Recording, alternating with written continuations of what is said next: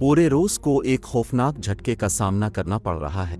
एक गैर मामूली तौर पर अहम शख्स का पीछा किया गया और उसकी हौसला अफजाई की गई और उसकी जबरी रवानगी को उसके मोबाइल फ़ोन से फिल्माया गया।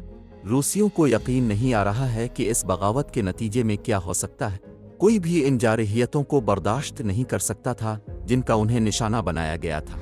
रूस में ऐसी चीज़ कभी मौजूद नहीं थी और न ही किसी ने सोचा था कि ये मुमकिन है। वाकई क्या हुआ और उसके बाद ये किसके बारे में है?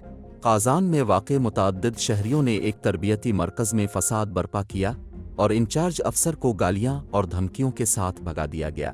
मुतअद्दिद रूसियों ने तरबियती मरकज़ के अंदर काज़ान में फसादात का एहतमाम करने के बाद कर्नल को छोड़ने पर मजबूर किया।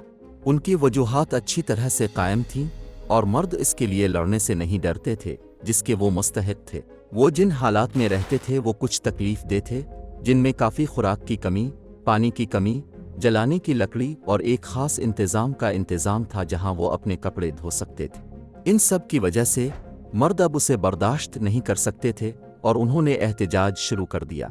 इंचार्ज कर्नल ने मिलिट्री पुलिस को बुलाने की धमकी दी। रूसी शहरियों ने अफसर की बातों को नज़रअंदाज किया और इसे मारने की धमकी भी दी। इस दे बाद कर्नल तरबियती मरकज़ तो फरार हो गया कि चलते हुए इसनो हल्फ लिया गया कि मुश्तइल मर्दा ने सीटी बजाई। उनका कहना है कि ये एक हफ्ते में दूसरा एहतजाज था और रूसी शहरियों को शिकायत है कि उन्हें 1970 की दहाई से जंग आलूद मशीन गिने दी जा रही हैं और उनका इस्तेमाल इंतहाई ख़तरनाक है।